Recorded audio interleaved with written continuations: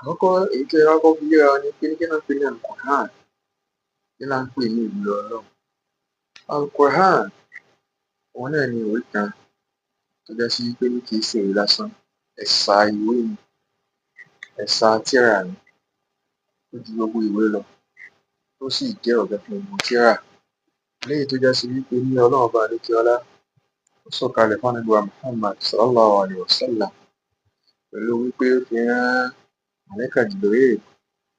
Màláíkà Jibril yìí òun ni ó mú Al-Qur'an fún Ànábì wa Muhammad sallallahu alaihi wasallam ní díẹ̀díẹ̀ nígbà míì, áyà kọ̀ọ̀kan nígbà míì, kódà ó lè má tó áyà nígbà míì. Nígbà míì sì ní ó lè gbàgbé ní odidi súrà kan. Ó lè já sí pé ní àwọn àfáà onímọ̀ ulumul Qur'an wọ́n jẹ́ ó yé wa wípé ní bí Al-Qur'an ṣe bó ṣe tó látòkè délẹ̀, súrà bíi méjì àbí mẹ́ta òun náà ni ó sọ̀kalẹ̀ on its own, tó já sí pé ní ó sọ̀kalẹ̀ àti whole lẹ́ẹ̀kan náà. Ibẹ̀ kọ́ la fẹ́ lọ. Al-Qur'an yìí ó jẹ́ tó já sí wípé ní Ọlọ́run sọ̀kalẹ̀ nínú mẹ́wàá gbẹ̀yìn nínú oṣù Ramadan, tó sì já sí wípé ní odidi ọdún tó lé ní 20 ọdún àti mẹ́ta òun ni Ọlọ́run fi sọ Al-Qur'an kalẹ̀ fún Ànábì wa Muhammad sallallahu alaihi wasallam. Ní ṣe ọdún mẹ́tàlá ní ìlú Mẹ́kà, ó sì lo ọdún mẹ́wàá ní ìlú Mádínà tí Ànábì wa Muhammad sallallahu alaihi wasallam tí wọ́n ń gba sísọ̀kalẹ̀ Al-Qur'an. Kódà àwọn olùmọ̀ fi yé wa wípé ní nígbà tó sì kù ọjọ́ 11 11 days tí Ànábì wa Muhammad jáde láyé sallallahu alaihi wasallam, wọ́n sì gba Al-Qur'an. Wọ́n fi fẹnu kò lórí wípé ní àyà tí ó sọ̀kalẹ̀ gbẹ̀yìn òun náà ni àyà tí ń bẹ nínú Suratul Baqarah, tó bẹ̀rẹ̀ pẹ̀lú pé ní wattaqu yawman turja'una fihi ila Allah. Á padà máa débẹ̀ níwájú. Eléyìí ni tá pè ní Al-Qur'an. Àwa ń bira wa léèrè kí wá ló fà á tó fi jẹ́ dandan kí á kọ́ ìmọ̀ Al-Qur'an gẹ́gẹ́ bí ọmọ Mùsùlùmí. Nínú nǹkan àkọ́kọ́ tó já sí wípé ní a ní àwọn nǹkan mẹ́jọ tó já sí wípé ní ìdí mẹ́jọ àbí àwọn nǹkan pàtàkì mẹ́jọ tá fi gbọdọ̀ mọ̀ wípé ní dandan ni kí á kọ́ Al-Qur'an. Torí pé ní ọmọ Mùsùlùmí tí ò bá mọ Al-Qur'an kà, irú ẹni bẹ́ẹ̀ ó kù díẹ̀ káàtó. Ó burú ẹni náà kù. Ọ̀tọ̀ ní ká mọ̀ ọ́ kà, ọ̀tọ̀ ní gbígbọ́yé. Ká tó máa sọ pé ní a fẹ́ mọ̀ ìtumọ̀ Al-Qur'an, a gbọdọ̀ mọ̀ ọ́ kà. Kò sí bá ṣe sọ̀rọ̀ nípa Al-Qur'an táà ní ṣe kíni, tí a ní kọ́ ìmọ̀ èdè Lárúbáwá. Torí pé ní Al-Qur'an kò ṣeé ya kúrò lára èdè Lárúbáwá. Bákan náà èdè Lárúbáwá kò ṣeé ya kúrò lára Al-Qur'an. Àkọ́kọ́ ńbẹ̀ òun náà ni guidance and wisdom. Al-Qur'an jẹ́ ìwé kan tó já sí wípé ní ó kún fún ìmọ̀nà lóríṣiríṣi. Ìmọ̀nà lórí ìgbésí ayé ẹni, lórí gbogbo ohun tá ń pè ní ìgbésí ayé ẹni pátápátá. Gbogbo ohun téèyàn bá fẹ́ dáwọ́lé, gbogbo ohun téèyàn bá fẹ́ ṣe, gbogbo ọ̀nà téèyàn bá fẹ́ tọ̀, èèyàn fẹ́ kọ́ṣẹ́ ni, èèyàn fẹ́ ṣòwò ni, èèyàn fẹ́ jẹ́ olùkọ́ ni, gbogbo ohun tá bá fẹ́ ṣe, èèyàn fẹ́ fẹ́yàwó ni, gbogbo ohun tá bá fẹ́ ṣe pátápátá ìmọ̀nà ń bẹ níbẹ̀ nínú Al-Qur'an fún wa, tó fi já sí wípé ní á fi mọ ohun tó tọ́ àti ohun tí ò tọ́, á sì fi mọ bó ṣe yẹ ká gbé. Bákan náà ni ó sì kún fún ohun tá ń pè ní ọgbọ́n. Kò sí ọgbọ́n kankan mọ́ tó já sí pé ní Al-Qur'an oríṣiríṣi nǹkan ló wà ńbẹ̀. Ọgbọ́n wà ńbẹ̀, ìmọ̀ wà ńbẹ̀, òye wà ńbẹ̀, ìtàn wà ńbẹ̀, òwe wà ńbẹ̀, gbogbo nǹkan ló wà níbẹ̀. Tó fi já sí wípé gẹ́gẹ́ bí Mùsùlùmí, ẹni tó bá fẹ́ kí IQ yẹn, kí ọgbọ́n yẹn, wisdom yẹn ó ṣe kíni, kó tó boost síwájú sí, yóò lọ kọ́ nípa kíka Al-Qur'an àti gbígbọ́yé. Ẹlẹ́ẹ̀kejì ńbẹ̀ náà ni closest connection with Allah. Ẹni tó bá fẹ́ súnmọ́ Ọlọ́run pẹ́kípẹ́kí, tó fẹ́ máa pe Ọlọ́run k'Ọlọ́run sì máa dá a lóhùn, tó fẹ́ máa tẹ fóònù Ọlọ́run, tí ń wá nọ́mbà Ọlọ́run, tó já sí wípé ní tó bá ti gbé, tó bá ti pè é báyìí yóò sì dá a lóhùn. Kó lọ ṣe kíni, irú ẹni bẹ́ẹ̀ kó lọ kọ́ ìmọ̀ nípa Al-Qur'an. Ẹlẹ́ẹ̀kẹta ńbẹ̀ náà ni attainment of inner peace. Téèyàn bá ń wá ìfọ̀kànbalẹ̀, tí ń wá tranquility, ó yẹ kó já sí wípé ní kọ́kàn máa balẹ̀, tùmánínà ní gbogbo ìgbà. Ó ń wá ohun tá ń pè ní àlàáfíà láti inú wá, tó já sí wípé ní tí ń bá ń kà á, tí ń bá ń ké e, àbí tí ń bá ń gbọ́ ìtumọ̀ rẹ̀ yé, tó bá rí àwọn nǹkan t'Ọlọ́run bá sọ níbẹ̀, ẹni ó sì máa balẹ̀ wípé ní alhamdulillah, kó lọ kọ́ nípa Al-Qur'an. Ẹlẹ́ẹ̀kẹrin ńbẹ̀ náà ni moral and ethics value. Téèyàn bá wá ń wá ibi tí ìwà ọmọlúàbí parí sí láyé, ká má wàá hù, ká má wà tó dáa, kó já sí wípé ní ká hùwà láwùjọ káyé sì máa wò pé ní ṣé ìwọ yìí lọ dára rẹ ni, kéèyàn lọ kọ́ nípa Al-Qur'an. Ẹlẹ́ẹ̀karùn-ún ńbẹ̀ náà ni spiritual rewards. Kíka Al-Qur'an tá ń wò yìí kò jọ bí àwọn tírà àbáwọn ìwé tá a máa ń kà tó já sí pé ní oríṣiríṣi a máa ń ṣe kí ni, a máa ń kàwé lọ́dọ̀ àwọn olóyìnbó, a lè kàwé fún skimming, a lè kàwé fún scanning, a lè kàwé fún understanding, a lè kàwé fún leisure. Gbogbo àwọn nǹkan báyìí Al-Qur'an kò sí bá ṣe kà á, kódà kó ní ká máa fi najú lásán pé ní kí n máa wò ó, a sì máa gbà ládàá. Bí èèyàn bá ka áyà kan, bí èèyàn bá ka áyà fi kan, just a letter, bóyá alif àbí bá nínú Al-Qur'an, ládàá mẹ́wàá ní ń bẹ fún un. Níbi Ànábì wa Muhammad sallallahu alaihi wasallam, ẹgbẹ́ náà sì gbé wa wípé ní tó bá ka áyà kan, àyà tó bá ka áyà fi kan náà Al-Qur'an, ládàá mẹ́wàá ní ń bẹ fún un. Ànábì wa ní ana lam aqul alif lam mim walakin alif, pé ní sọ pé alif lam mim mo ní áyà mẹ́wàá o, alif lásán áyà mẹ́wàá, lam áyà mẹ́wàá, mim áyà mẹ́wàá, bí Ànábì ṣe wí sallallahu alaihi wasallam. Ẹ̀kẹfà ń bẹ̀, òun náà ni protection and purification. Ẹ̀rí bí èèyàn bá ń wá ìṣọ́ra tó ju ìṣọ́ra lọ, yàtọ̀ sí ìfúnpá, yàtọ̀ sí òǹdè, yàtọ̀ sí bàǹtẹ́, yàtọ̀ sí àdìsápò, yàtọ̀ sí àsomápá, yàtọ̀ sí gbogbo tá a máa ń síkíni tá a máa ń gbára léyìn. Al-Qur'an ní díẹ̀ síkíni kí èèyàn so mọ́ o, èèyàn gbọ́dọ̀ máa kà. Kì í ṣe wípé ní kí èèyàn máa kà fún ẹnìkan. Ìwọ náà, àwọn súrà ń bẹ nínú Al-Qur'an, àwọn àyà ń bẹ nínú Al-Qur'an tó já sí wípé ní tí èèyàn bá kà á, tí èèyàn bá dún ní máa, bí Ayatul Kursi ni, bí Qul a'udhu bi rabbil falaq ni, Qul a'udhu bi rabbin nas ni, Qul huwallahu ahad ni, Suratul Fatiha ni, àwọn ayatu wa amana, laqad ja'akum, as-saffati saffat, Suratul Yasin. Gbogbo àwọn kan yìí yóò máa sọ ní kúrò níbi kíni, bí àwọn aláburú ènìyàn àti aláburú àlìjànnú tó já sí pé ní tested and confirmed ni fún ẹni tí wọ́n máa ń lò. Ẹlẹ́ẹ̀keje, language of sciences and philosophies and literatures. Ẹ̀rí Arabic language, ìmọ̀ èdè Lárúbáwá, ìdí tó fi yẹ ká sí kíni ká kọ fún Al-Qur'an tó já sí pé ní a ní dandan ni, wọ́n ní pé ní gbogbo ẹni tí ó bá lọ ka ìtàn láyé yóò máa rí wípé ní àwọn ìwé science, àwọn ìwé philosophies, àwọn literary works tó já sí pé ní à ń lò lónìí, àwọn Lárúbáwá tó ti rí kọjá bí àwọn Ar-Razi, àwọn Ibn Sina, àwọn Al-Ghazali, àwọn ni wọ́n gbìyànjú tó já sí wípé wọ́n ṣe kíni, wọ́n ṣe tẹ́rjámà, wọ́n translate àwọn ìwé yẹn kúrò nínú original language wọn gẹ́gẹ́ bí Greek, ìkẹ́kọ̀ọ́ ní Greek, ìkẹ́kọ̀ọ́ ní Latin.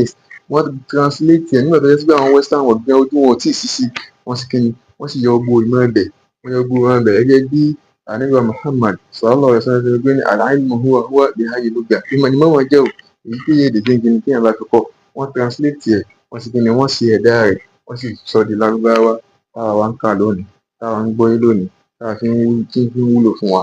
Now, níparí, understanding the revealed message of Allah, this is Al-Qur'an. Tí èèyàn bá fẹ́ ṣe kíni, tí èèyàn bá fẹ́ gbọ́ ọ̀rọ̀ Ọlọ́run ọba yìí, this is Al-Qur'an, tó dẹ̀ fẹ́ gbọ́ ọ̀pọ̀lọpọ̀ àwọn Islamic books tó fẹ́ gbọ́ yìí dáadáa. Irú ẹni bẹ́ẹ̀, ó gbìyànjú kó lọ ka ní tá à ń pè ní Al-Qur'an, kó lọ gbọ́ yìí, kó lọ mọ bí wọ́n ṣe ń kà á, kí ó lọ mọ bí wọ́n ṣe ń kà á. Ní ojú ewé yìí, pẹ̀lú ògo Ọlọ́run, akànfẹ́ lè ṣe ìtẹ̀síwájú ni. A kọ́ra wa pẹ̀lú board, pẹ̀lú bá ṣe wà yìí.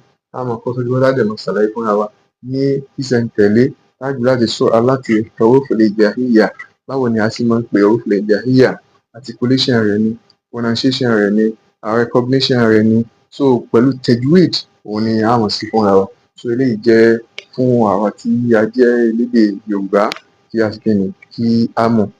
Now, without wasting much of our time, in summary, the summary of everything I've been saying since morning is that in this page, in this class, we want to learn, we want to know about Al-Qur'an and Arabic learning. That is, this class is all about online Qur'an and Arabic learning. Then the topic of today is that why must you learn, or why must I learn how to recite or how to read Al-Qur'an? Now, we have a lot of reasons.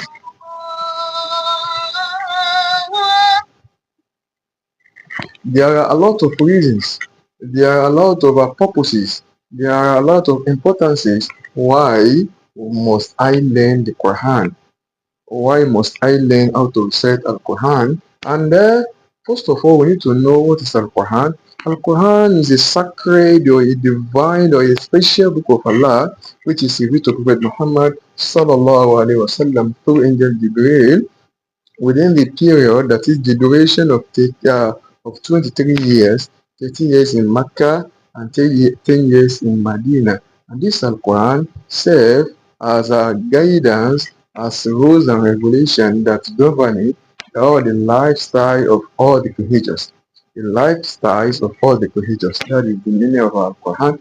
Then we have as 8 cardinal points, 8 cardinal reasons, 8 cardinal importances and purposes why learning of Al Quran is compulsory.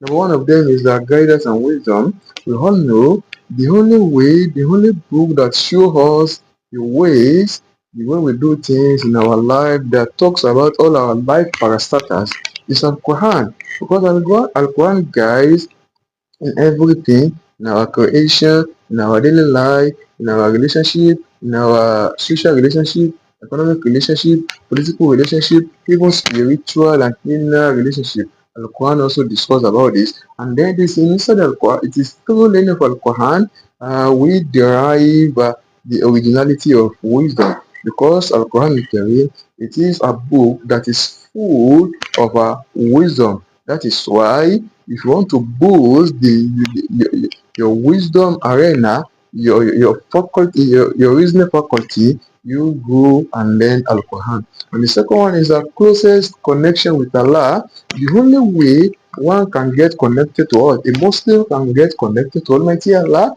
as if you are seeing Him before you, as if you are communicating with Him physically, is what is by learning Al Quran. Because whenever you are listening Al Quran, it is as if you take your phone and you are what? And you are communicating to Almighty Allah. Any higher, any verse, any surah, any chapter you recite inside the Quran, it is a way of what? Of giving you a closest communication with your Creator.